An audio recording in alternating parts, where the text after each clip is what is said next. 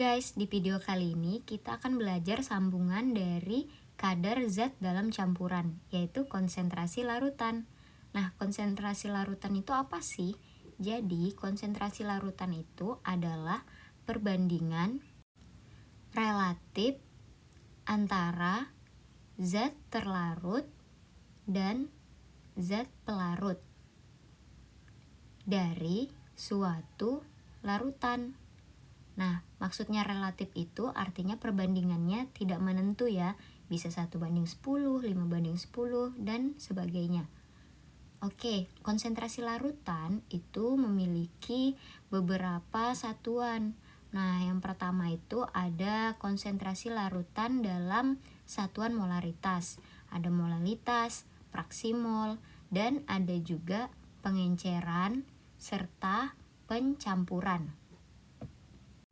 Oke, yang pertama mari kita bahas molaritas. Molaritas memiliki simbol satuan yaitu M besar. Molaritas sendiri memiliki pengertian satuan yang menyatakan banyaknya mol zat terlarut dalam 1 liter larutan. Oke, kita bisa analogikan.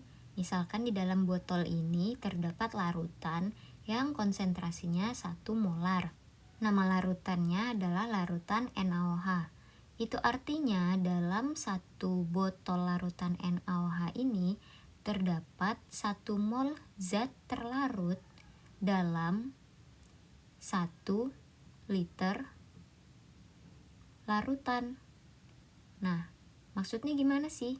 Jadi setiap 1 liter larutan NaOH itu terdapat 1 mol zat terlarut di dalamnya.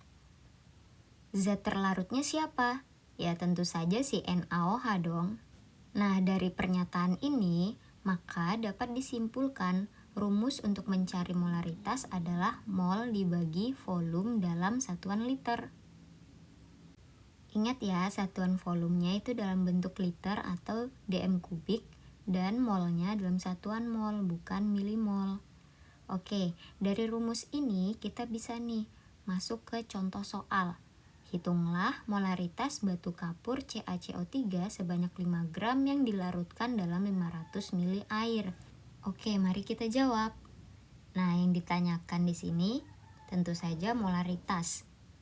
Molaritas itu rumusnya N/V.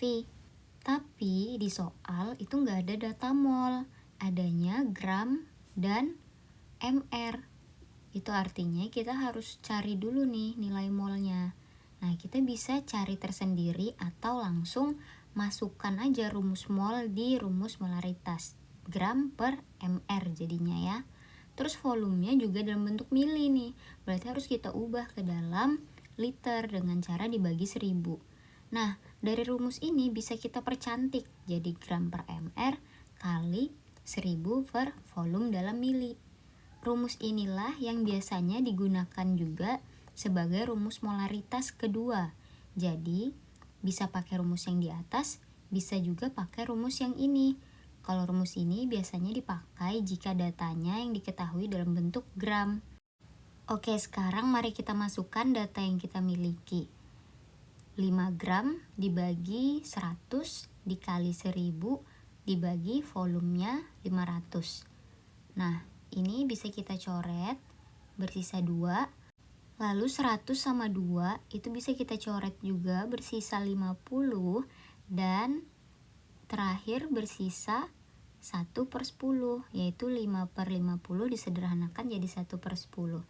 Sama dengan 0,1 molar. Selesai. Gampang kan? Next, molalitas. Beda 1 huruf aja nih sama molaritas ya. Oke, satuannya untuk molalitas itu M kecil. Nah, pengertiannya satuan yang menyatakan banyaknya mol zat terlarut di dalam setiap 1000 gram pelarut. Oke, agak berbeda sedikit ya sama pengertiannya molaritas. Nah, jadi dari pengertian ini bisa kita analogikan nih. Ada botol larutan, konsentrasinya 1 molal. Nah, itu artinya apa? Artinya di dalam setiap 1000 gram pelarut, misalkan pelarutnya itu air. Nah, di dalam setiap 1000 gram air terdapat 1 mol zat terlarut. Kita misalkan terlarutnya ini gula deh. Jadi di dalam 1000 gram air terdapat 1 mol gula. Nah, rumusnya itu M sama dengan N kali 1000 per P. Atau M sama dengan gram per mr kali 1000 per P. Dimana M itu adalah molalitas, satuannya molalitas itu molal ya. N adalah mol zat terlarut, satuannya itu pakai mol. Lalu P itu apa? Nah, P itu adalah massa pelarutnya. Kalau gram sudah tahu dong, yaitu massa terlarutnya. Nah, dari rumus ini kita bisa kerjakan contoh soal. Hitunglah kemolalan larutan yang terjadi jika 24 gram kristal MgSO4 dilarutkan dalam 400 gram air. Oke, mari kita jawab. Kita pakai rumus yang gram per mr kali 1000 per P. Kemudian kita masukkan datanya, ada 24 gram kristal. Nah, itu terlarutnya. Dibagi MR-nya 120 kali 1000 per 400. Kita coret, sisa 10 per 4, lalu 10 sama 120 kita coret bersisa 12. Lalu 12 dan 24 juga bisa kita coret bersisa 2 di atas. Nah, jadi yang tersisa itu tinggal 2 sama 4. Bisa kita coret lagi nih, bersisa 2. Maka angka terakhirnya adalah 1 per 2. Kalau diubah dalam desimal jadi 0,5. Satuannya molal. Selesai deh. Gampang kan? Next kita bahas fraksi mol. Oke, di fraksi mol ini pengertiannya adalah perbandingan banyaknya mol dari zat tersebut terhadap jumlah mol seluruh komponen dalam larutan. Nah, fraksi mol itu dibagi lagi menjadi 2, yaitu fraksi mol terlarut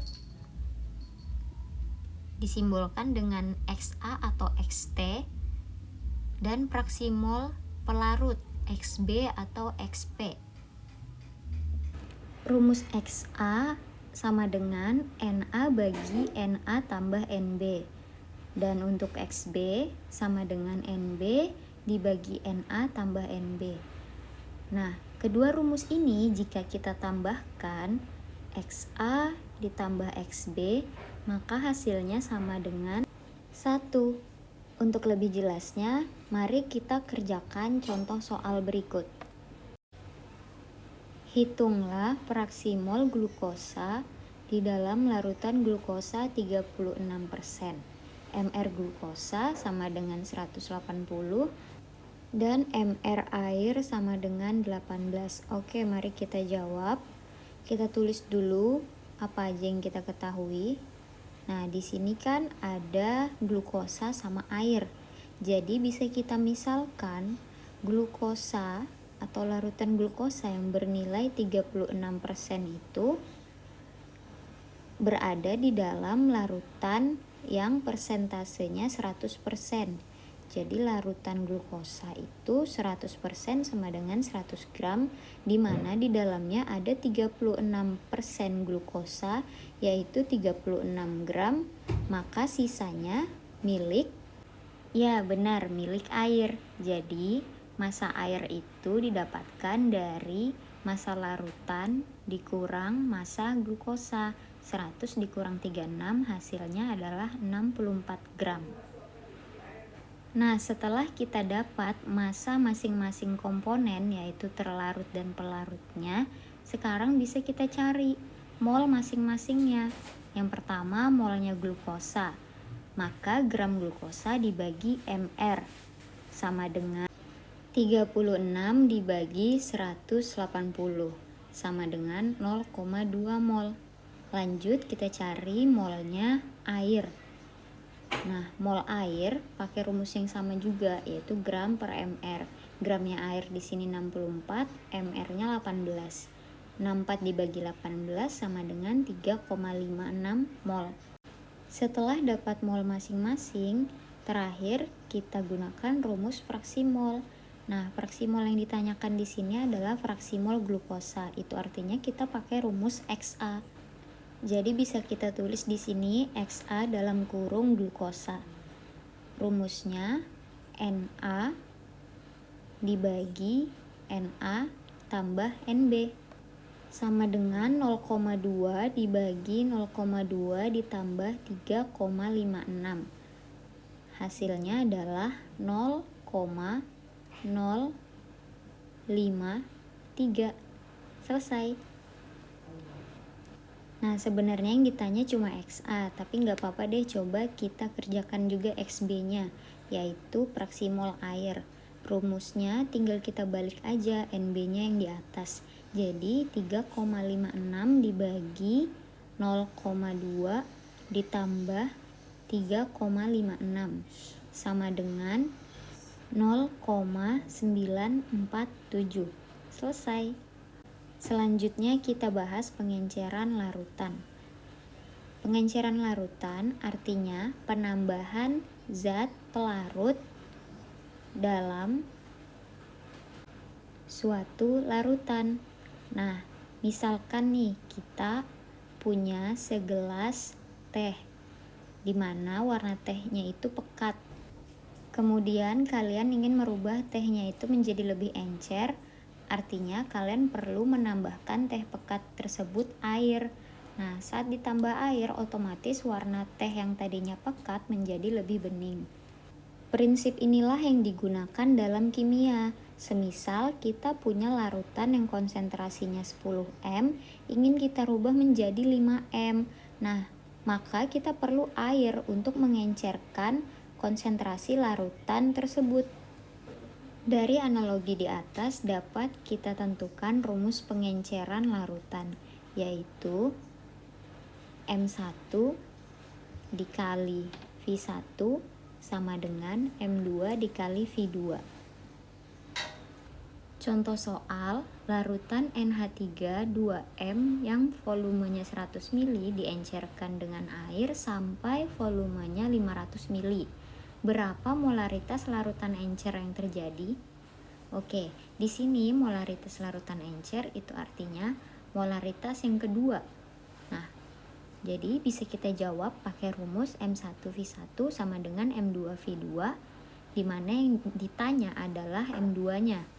Dan M1-nya 2M, volume 1-nya 100 ml, kemudian sama dengan M2 dikali volume 2-nya 500 ml.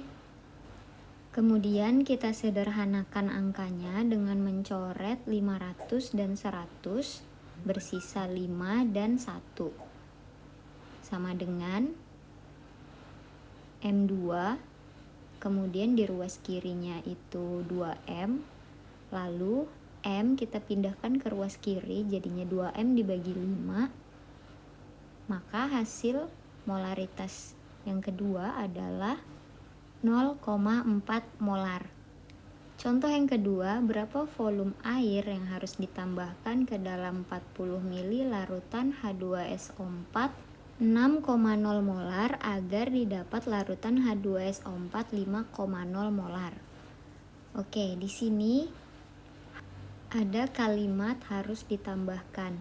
Itu artinya yang ditanya bukan volume kedua, melainkan delta V-nya atau selisih antara volume pertama dengan volume kedua. Nah, jadi mari kita kerjakan.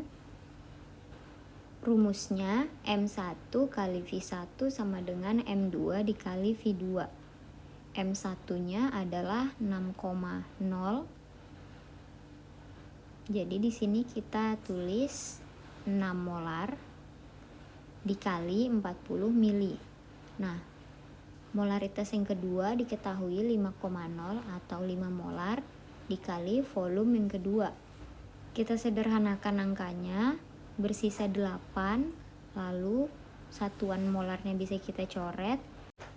6 kali 8 sama dengan 48, jadi 48 mili sama dengan volume kedua. Nah, selisihnya atau delta V-nya adalah V2 dikurang V1. Jadi 48 dikurang 40 sama dengan 8 mili. Selesai. Jadi inilah jumlah air yang harus ditambahkan ke dalam larutan asam sulfat supaya larutan yang tadi volumenya 6 molar berubah menjadi 5 molar.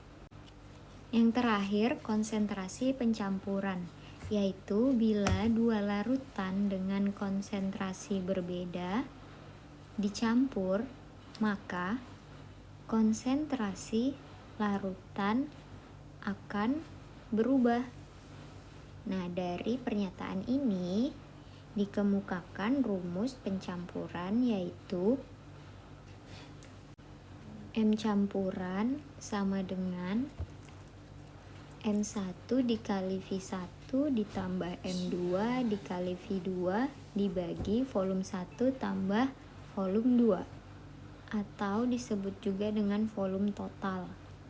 Nah, dari rumus ini mari kita kerjakan contoh soal berikut. Larutan HCl2M yang volumenya 100 ml dicampur dengan 400 ml HCl 0,1 M. Hitunglah konsentrasi campuran tersebut. Oke, mari kita jawab. M campuran sama dengan M1 dikali V1 tambah M2 dikali V2 kemudian dibagi volume total, yaitu V1 tambah V2. Nah, M1-nya itu yang 2M dan volume satunya 100 ml ditambah 0,1 dikali 400 mili dibagi volume pertamanya itu 100 ditambah 400 mili, maka totalnya adalah 500 sama dengan 200 ditambah 40 satuannya milimol dibagi 500 mili. 240 dibagi 500 hasilnya adalah 0,48 molar. Selesai. Itulah rumus-rumus untuk konsentrasi. Selamat belajar.